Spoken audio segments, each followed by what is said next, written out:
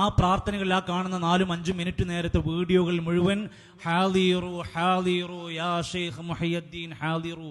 അർത്ഥം അറിയാത്തതുകൊണ്ട് നമ്മൾ വിചാരിച്ചു എന്തോ ദിക്റ എന്ന് വിചാരിച്ചു.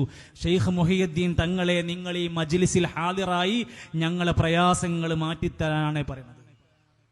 എന്തൊച്ചത്തിൽ ഇത് ഈ നാട്ടിലെ മറ്റു മതസ്ഥരുടെ നടുവിലുള്ളൊരു വീട്ടിൽ നിന്ന് നടക്കുകയാണെങ്കിൽ അവരെന്തായിരിക്കും ഇതിന് വിലയിരുത്തുക? അയ്യപ്പ മുളക്കാണോ എന്ന് ചോദിച്ചാൽ നമ്മൾ എന്തേക്കും പറയാം? ഇതൊക്കെ നമ്മൾ നല്ലോണം ഇരുന്ന് ആലോചിക്കണം. എന്താണ് ഈ പറഞ്ഞുകൊണ്ടിരിക്കുന്നത്?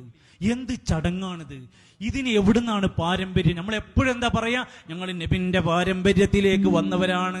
സുഹൃത്തുക്കളെ, മുഹയ്യദ്ദീൻ ഷെയ്ഖ് തങ്ങൾ മരണപ്പെട്ട്, റിഫായി തങ്ങൾ മരണപ്പെട്ടിട്ട് എത്ര കാലം കഴിഞ്ഞിട്ടാണ് ഇത് തുടക്കം കുറിക്കുന്നത്? നമ്മുടെ ജീവിതത്തിലെ ഏതേത് കർമ്മങ്ങളും പരിശോധിക്കണം. നമ്മുടെ നമസ്കാരം 5 വക്ത് എവിടുന്നാ? 1400 കൊല്ലം പഴക്കണ്ട്. നമ്മുടെ സുന്നത്തസ്കാരങ്ങൾ എവിടുന്നാ കിട്ടിയത്? 1400 കൊല്ലം പഴക്കണ്ട്.